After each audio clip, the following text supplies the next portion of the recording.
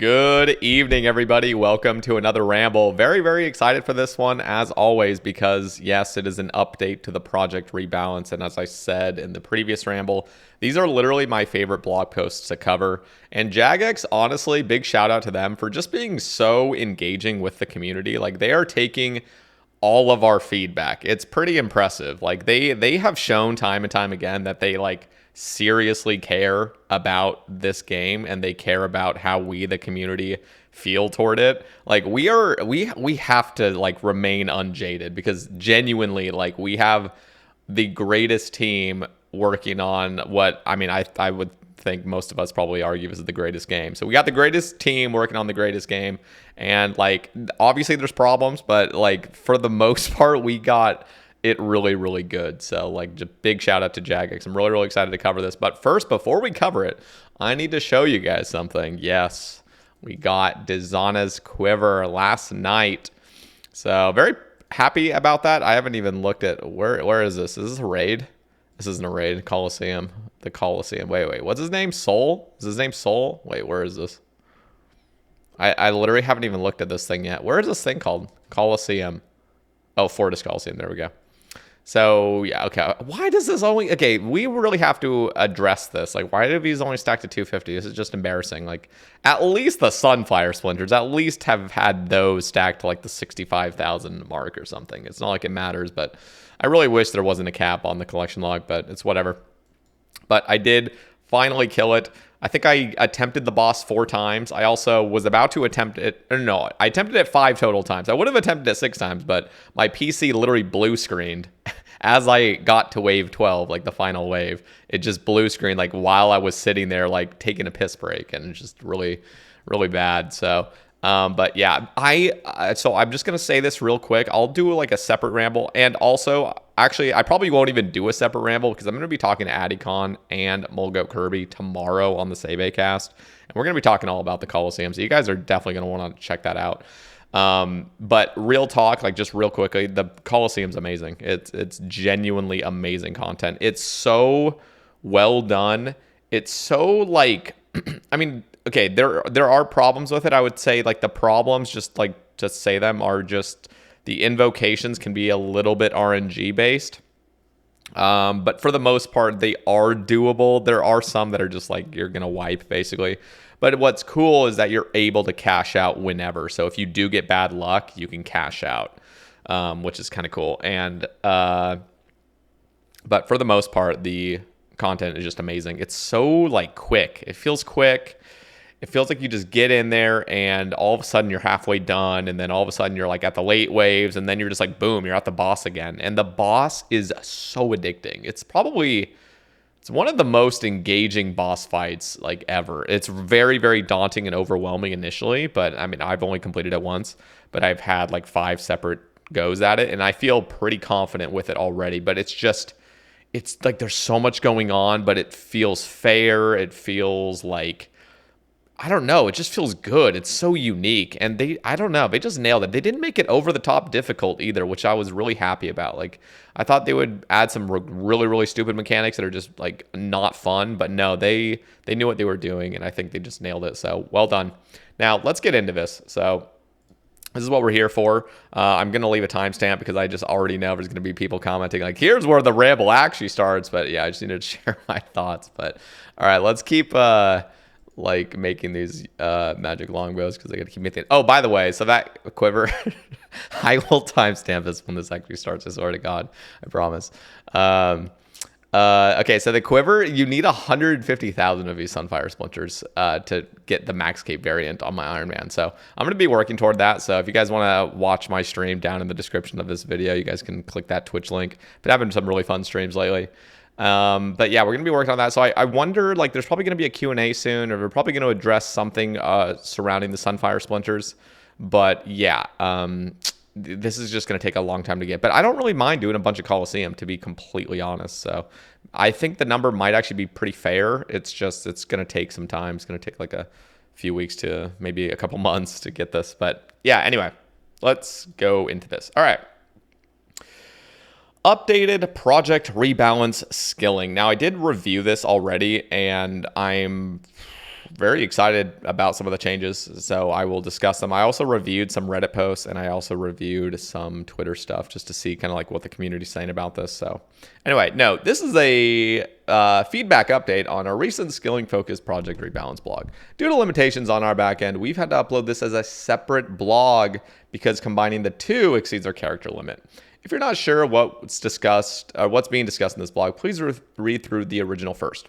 Apologies for the delay between blogs. We've been all guns blazing on Varlamore over the past week and didn't think it would be a great time to get this in front of you. All right. Yeah, that makes perfect sense.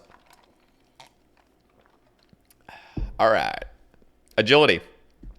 Around 85% of you felt positively about our agility proposals, but there was clearly some room for improvement. A lot of you mentioned that you'd like to see agility's XP rates improved significantly, but to be absolutely clear, that's not what Project Rebalance is for. As we stated in the original blog, our aim is to make agility more rewarding and varied to progress through, not just faster. This means that our efforts are concentrated on giving players a wider variety of entertaining and XP efficient training options. While the work we're doing here doesn't rule out more significant agility changes in the future, we're looking to remain conservative with changes to the top end of agility XP for the time being. Many of the best XP per hour methods in a number of skills have existed or not changed since Old School's release.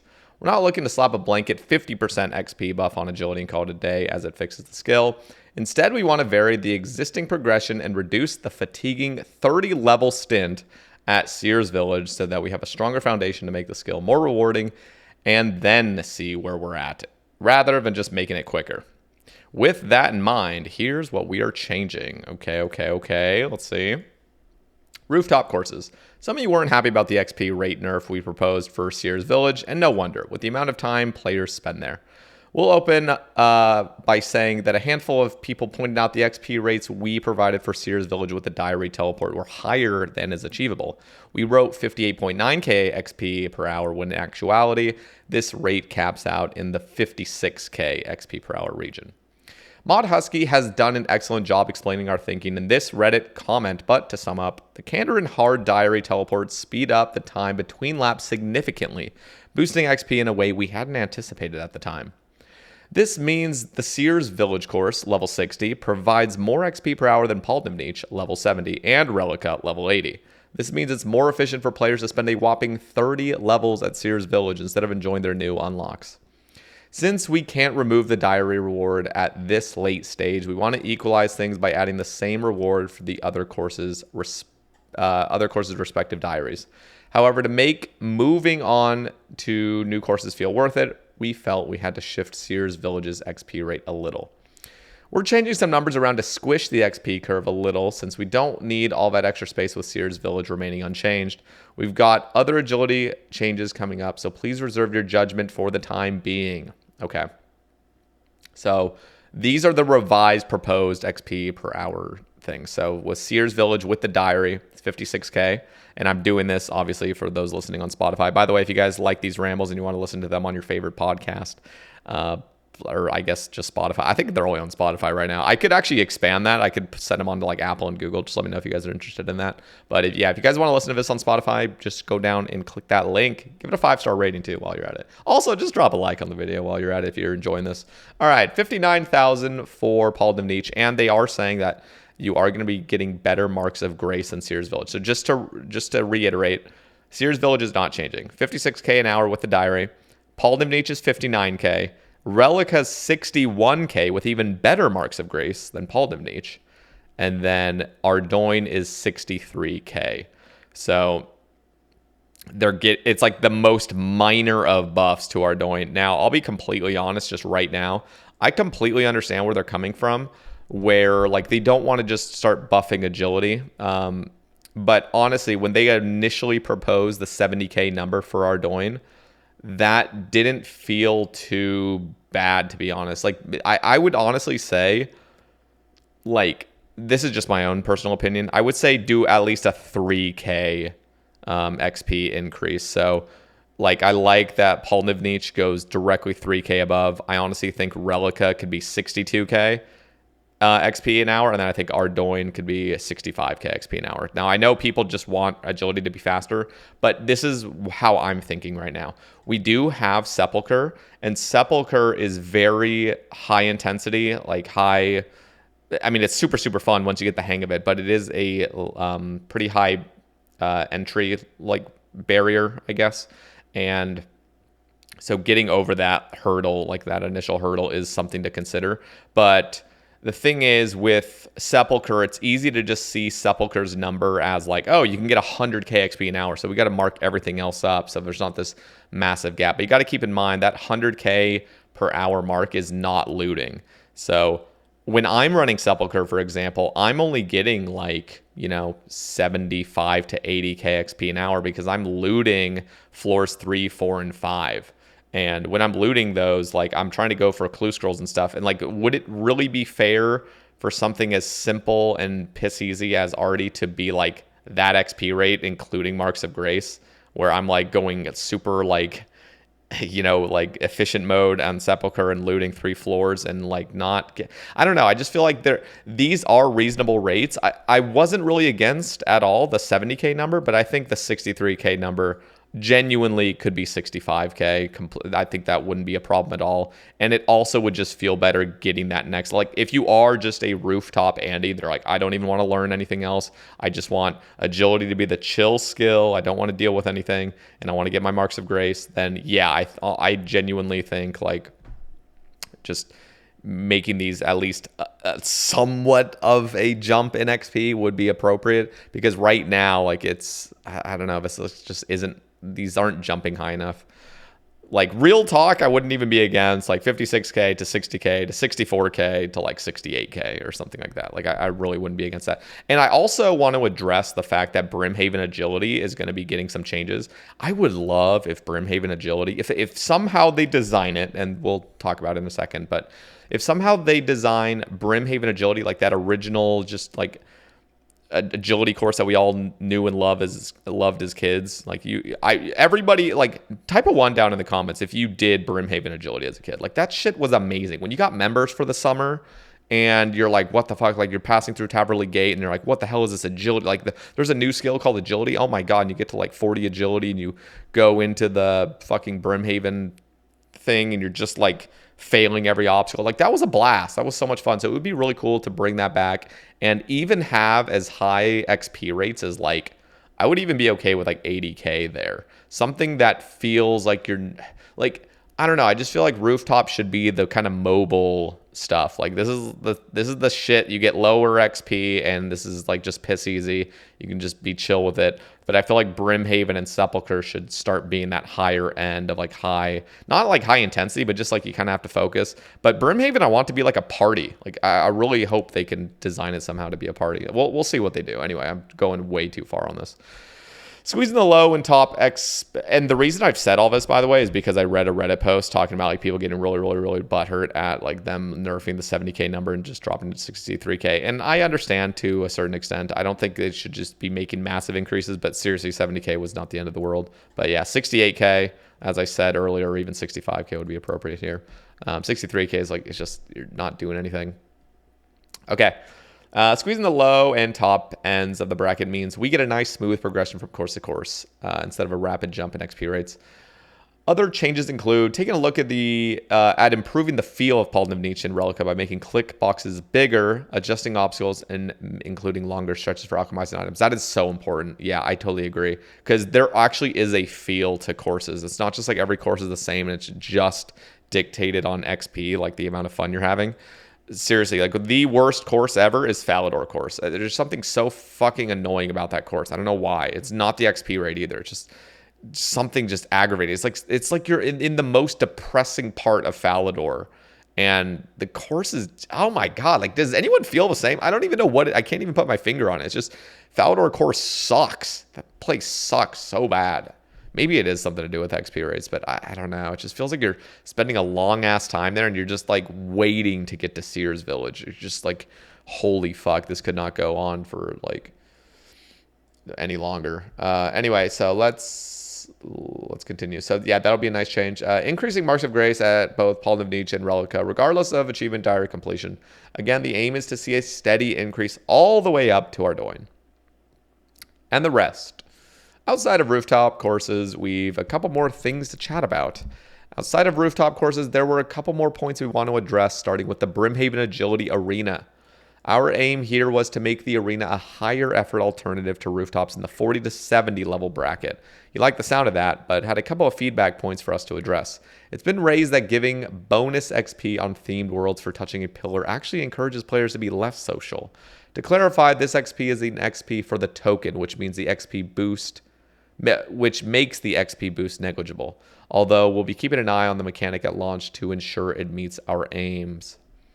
We'll take the same approach, to the sub pillars, as we're confident that they'll provide a smoother alternative to tagging a pillar and then repeatedly climbing over the same wall for maximum gains. So I would this is like basically to Jagex if they're listening,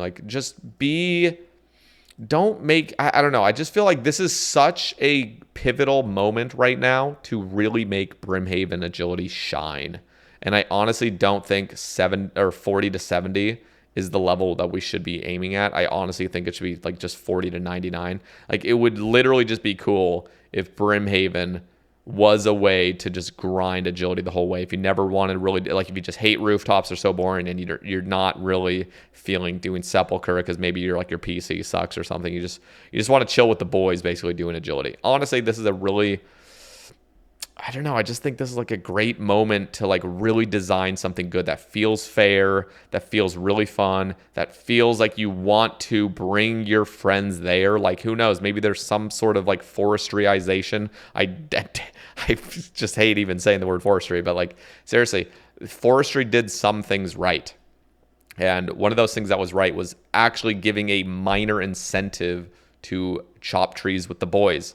And that should be the same thing here. Like imagine just every single person that's in there up to, I don't know, like 50 people just gets a tiny little marginal boost of XP, like just by having more people in there. So yes, like the person that tags the pillar first is going to get rewarded, but you're not feeling like I should leave this party because just being in the party in general is giving everybody a slight XP boost just by being with everybody.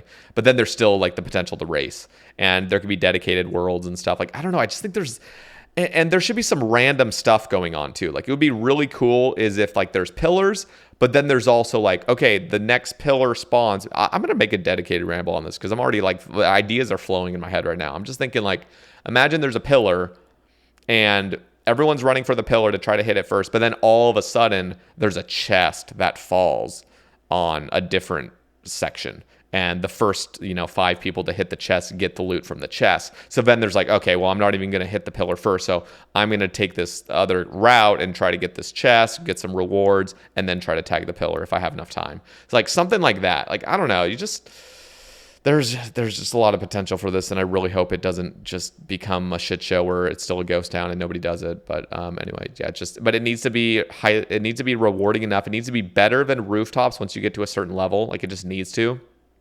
And yeah, I just think like rooftops are for like the brain dead. Just like it's still an option, but that should be the lower XP. So. Anyway, I'll probably make a ramble on that. If you guys have any ideas for that, by the way, I'd love to hear them down in the comments. If you guys have any like fun ideas for Brimhaven, like I love it because you guys actually come out with some really amazing ideas in the comments. And honestly, you guys don't get enough credit because I will like read them and like, oh shit, I really want to touch on that next ramble, and I just completely forget about it. But you like over the years, I've actually seen some amazing ideas. So keep them up. Next up, shortcuts. There were concerns that removing diary requirements for some shortcuts will make achievement diaries less rewarding.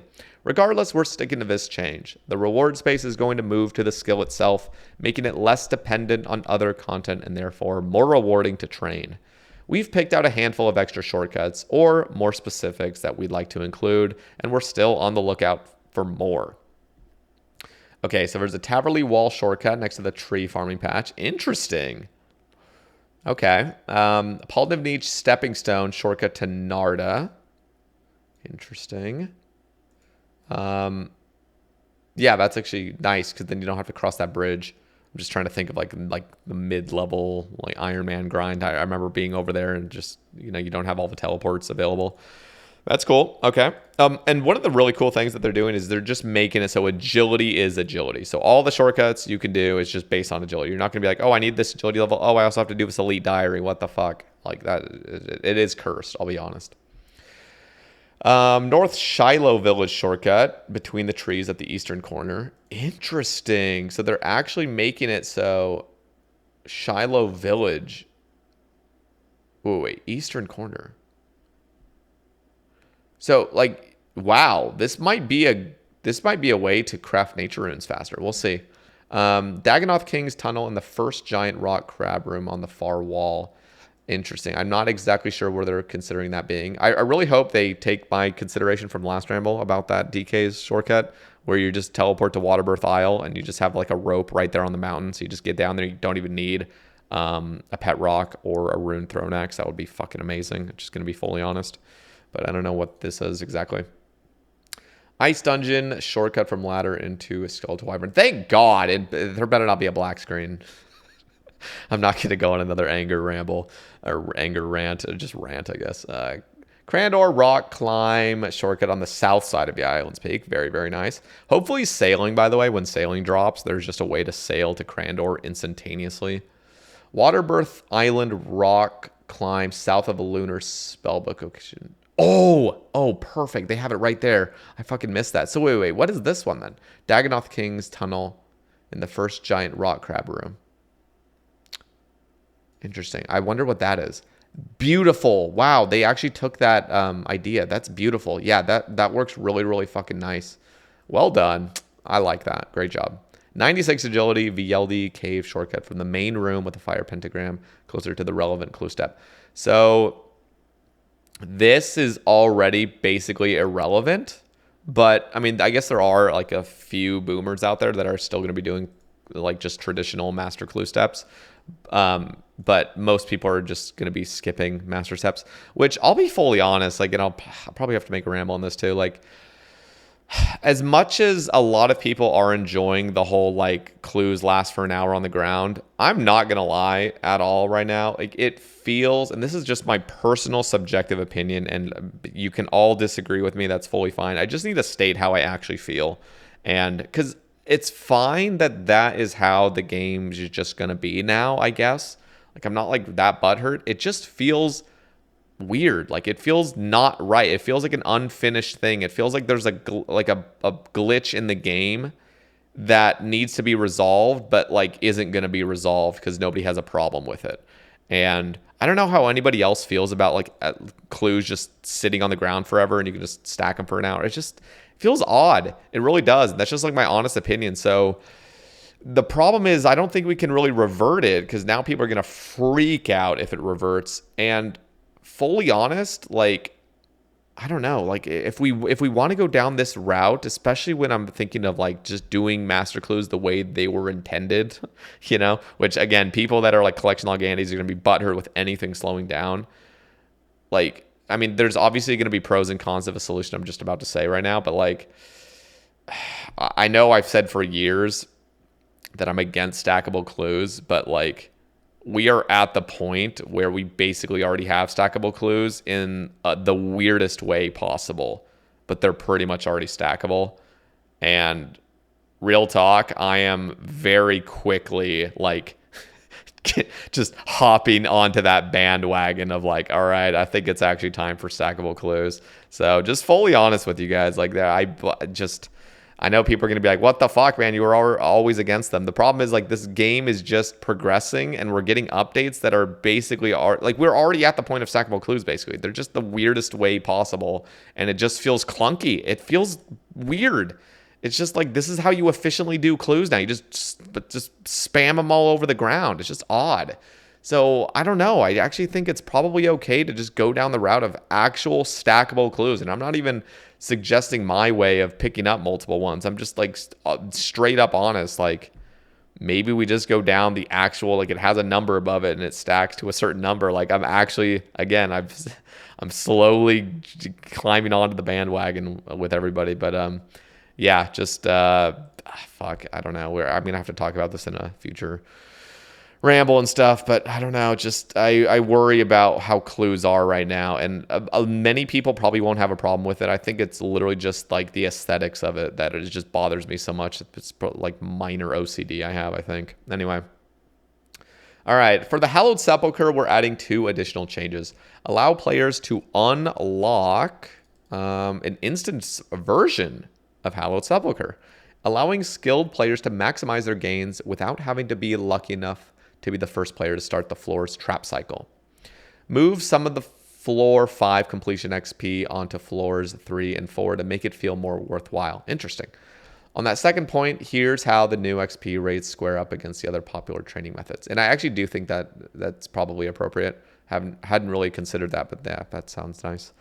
I mean, it's not like if you already have level 5, it's not making any difference at all, but it's going to be nice just to get into Sepulchre initially and feel like you're actually getting pretty rewarded on the XP level or XP side of things. Okay, so yeah, this is without looting, of course, but 90 to 108,000 XP per hour. So that looks nice. I'll be honest, like this would be something that I would personally like, but I don't think it's really relevant. I think there could be like another movement mini game that comes out that's like Sepulchre, but not same theme. I've talked about it in casts before, like the what's it called? The Cave of Wonders, like that whole like desert themed Sepulchre where you go in there with a party of people and you all run and you just seeing people drop like flies whenever they make a mistake. You get to the very end, pick up the lamp, and you have to escape in time. Something like that could be really fun as like sort of like a party Sepulchre. But yeah, so the instance version is cool, but it would almost be cool if it was like a friend zone. Like, or did I just say friend zone? Like a friend mode, friend zone. Yeah, that's what I need. Yeah, more of that. No, but friend mode version where like you enter in with your friends. So like if you're in like a friends chat together or something like that, you can just enter all in. You're all gonna have the same route and you kind of race each other. But yeah, it's probably not even relevant with Sepulchre at this point. Oh, by the way, guys, who's joining the Says Bays? We got 100 Says Bays in here. There is, by the way, for those maybe concerned, like, oh, how does this clan work? This is purely social, by the way. This one started a few months ago, and it's just purely social. There's no real ranking system at all. You guys can just like ask for whatever ranks you want. But if you just want to chill with some legends, this clan is actually extremely chill. So if you guys want to join, Says Bays is the CC name, and just like chat in there, and one of my mods or something will get you in on World 374. So very, very cool. Anyway, yeah, join if you guys are interested. All right, let's continue. So bear in mind that these numbers are really only attainable for non-looters who are already comfortable with the Hallowed Sepulchre. While the difference between Ardoin and floors 1 through 5 might be as much as plus 50% in some cases, the difference for other courses is much smaller, especially when considering our proposed tweaks. With this in mind, we're looking to redistribute. Why does that sound like I'm not saying that right? Like I'm stressing it wrong.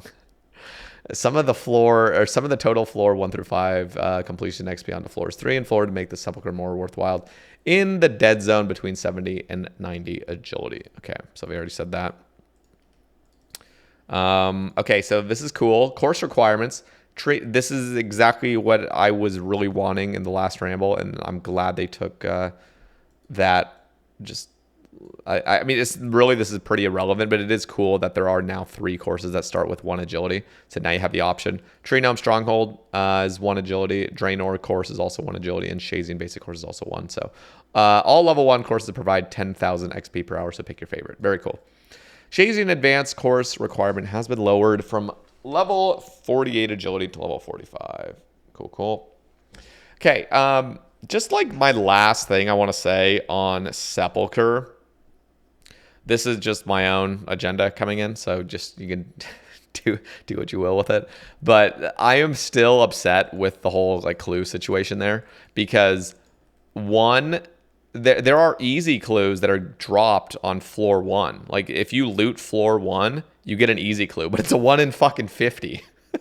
Like, first of all, nobody's looting floor 1 because you get dog shit. Like, you get a fucking unholy symbol or a holy symbol or something. Like, it's just so bad, and you can still fail it. And the shortcut is like so far out of the way of the chest. It's just like the biggest waste of time. And then the clue is 1 in fucking 50. Like, seriously, this is like the greatest opportunity to at least make the easy clue like a 1 in 10.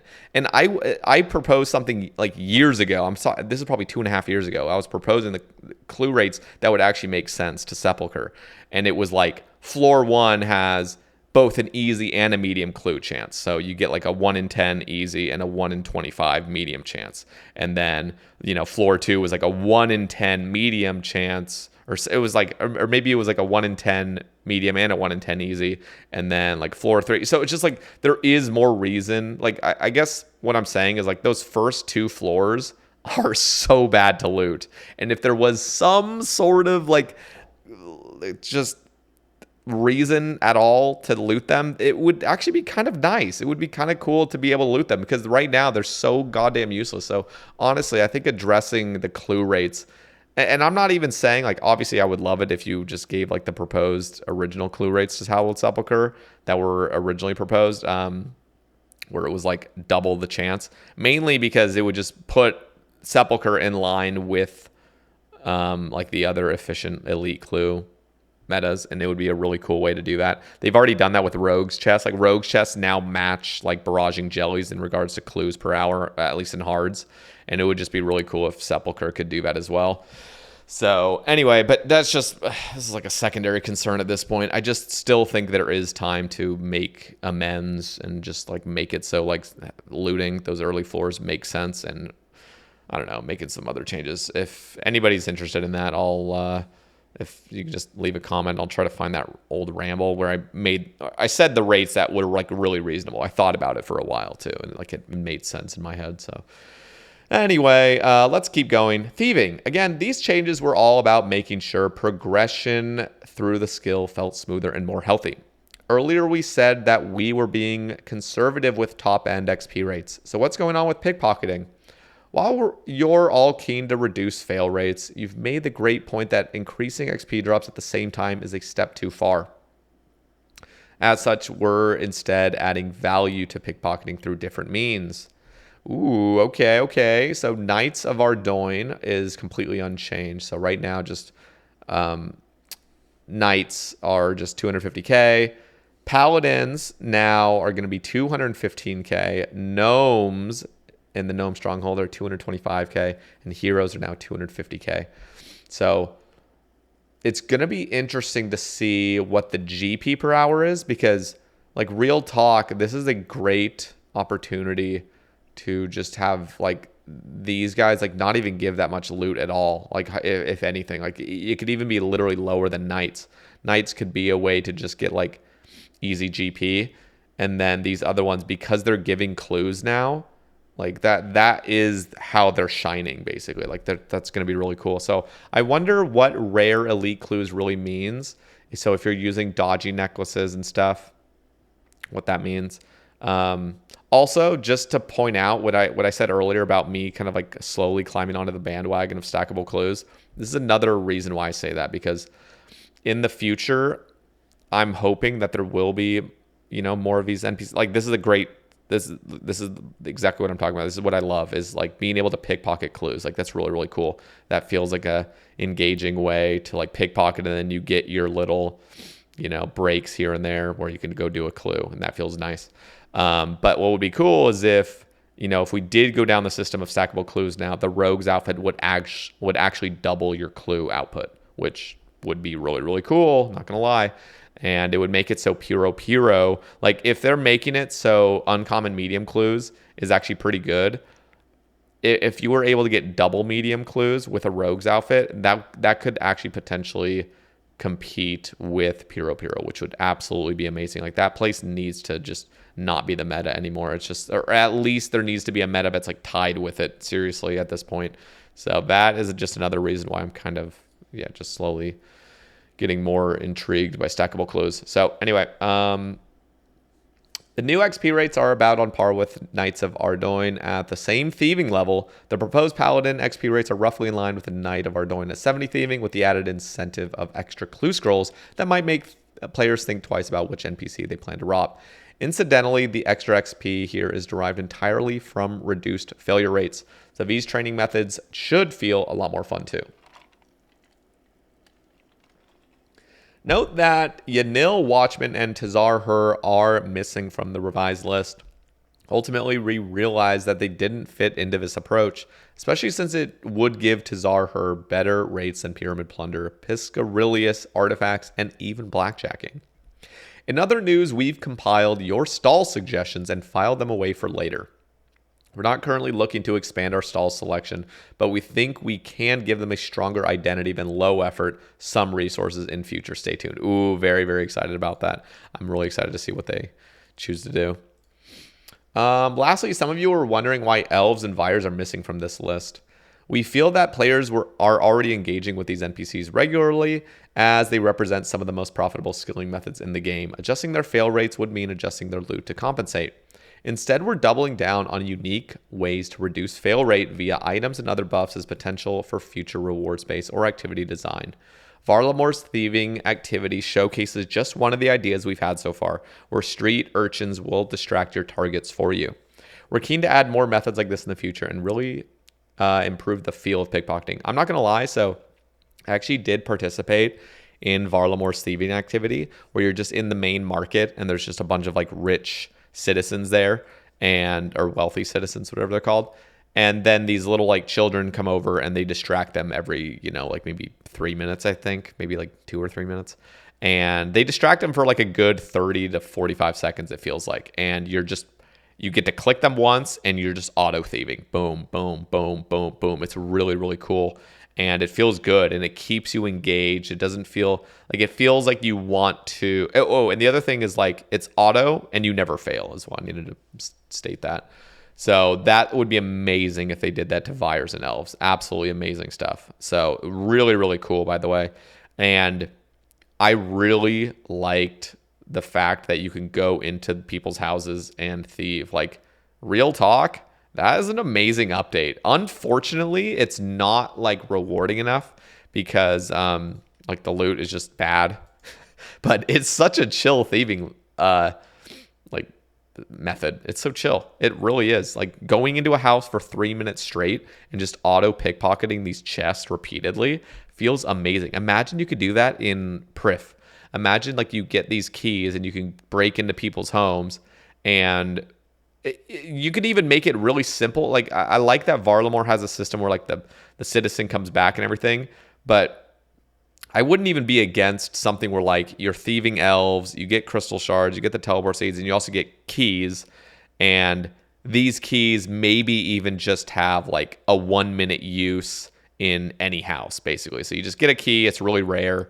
You go to a house and just for a minute straight, you're just pickpocketing this fucking chest repeatedly. There's no like real I don't know. There's not like a like a person that's gonna come back and steal your stuff from you or anything. Or I guess you stole from him and he's gonna steal it back, but or just get it back. But just some other sort of way where like you get these keys and then you go around the place. Like that's just so cool. So I love what they've been doing. Anyway, I'm gonna stop rambling about that. But there's just so many unique ways they could go about this, and I think that's absolutely great. So well done. I'm totally fine with their excuse for not touching elves and Vyres for right now, and I'm excited about stalls. We'll see what they do.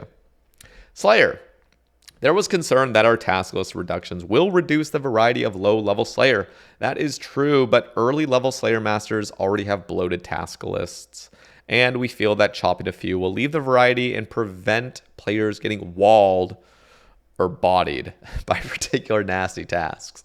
All right. So I am, again, like I'm just really not very like, I'm kind of clueless with all this stuff because I just haven't really done much Slayer stuff. So people, if you guys know what this is talking about, like if you guys know the effects of like these Slayer updates, please let me know down in the comments so we can get some like actual kind of, I don't know, I guess like a TLDR of like how this is changing things, but like I am just not the person to talk about this stuff because I honestly don't even know like what this is really doing because I just haven't done early level Slayer or I've never Turiel skipped either ever. Like I just do not Turiel skip. I think I've Turiel skipped a few times, but it's like I didn't like reset my streak to do it. It was just I don't even know, just to do like quick tasks, I guess. So yeah, just somebody let me know down in the comments. Other changes include making Sour Hogs Spria exclusive tasks, removing the most complained about tasks for Turiel fans, making storing this is great, by the way. Making storing tasks after unlocking task storage completely free. Thank God, as the initial unlock is already quite expensive. It literally costs 50 points to just put a task in your storage every time. It's so obnoxious. So thank God it's free. Adding the ability to skip tasks for 30 points as a dialogue option rather than requiring players to open the rewards interface. That's nice. Upon receiving a task, you'll have a third dialogue option to choose from that lets you skip for 30 points without needing to open the rewards interface. Finally, we're removing grounding bolts and the bug basher from our proposal as excitement regarding these items was limited. Don't worry, we see all your suggestions and think it would be absolutely worthwhile to flesh out Slayer uniques at a later date. Mining. 82% of you feel more positive about mining with our proposed changes, so we only have a couple of changes here. All right, let's see what they are. Firstly, we know you want to see bigger changes to this unpopular skill. We still think these changes are beyond the scope of Project Rebalance and that the skill will be much improved by encouraging players to enjoy the variety of mining training methods that are already in the game. With that in mind, your feedback regarding more blast mine changes was particularly welcome. Here are the changes. Increase the blasted ore crumble or despawn timer. Increase the capacity for depositing so that players can claim more ore and ultimately see bigger XP drops. That's really cool. I like that. Add a counter to track how much ore has been deposited, and add a reward for the Krend and Kevos Elite Diary that improves the chances for players to receive higher tier ore. This change will also buff XP rates in addition to the 10% XP rate we've already proposed. That's amazing.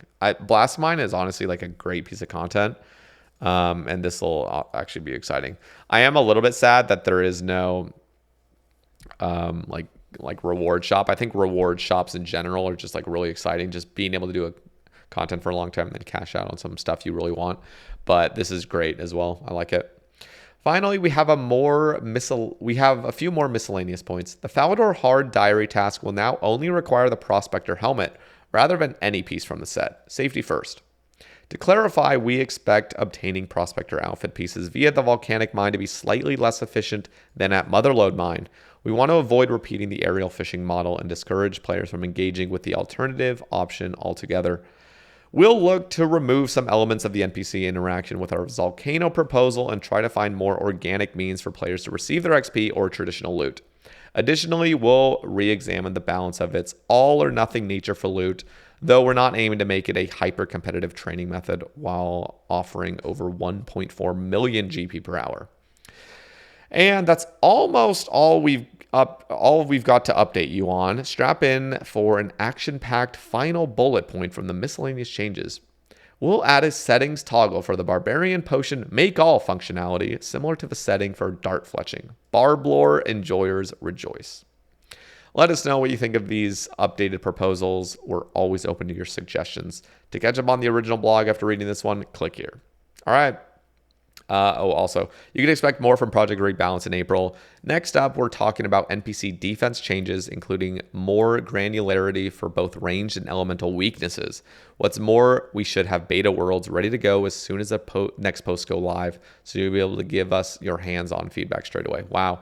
Okay, a lot going on in the future. So anyway, I really liked this, the Project Rebalance. I think maybe just like a few minor tweaks are needed, but I'm excited to see what they have next. I'm excited especially about like the defense changes and the elemental weaknesses that are going to be coming, see how those feel. I think they're going to do a pretty good job. That's what I'd imagine. They'll do a pretty good job of not like over complicating it.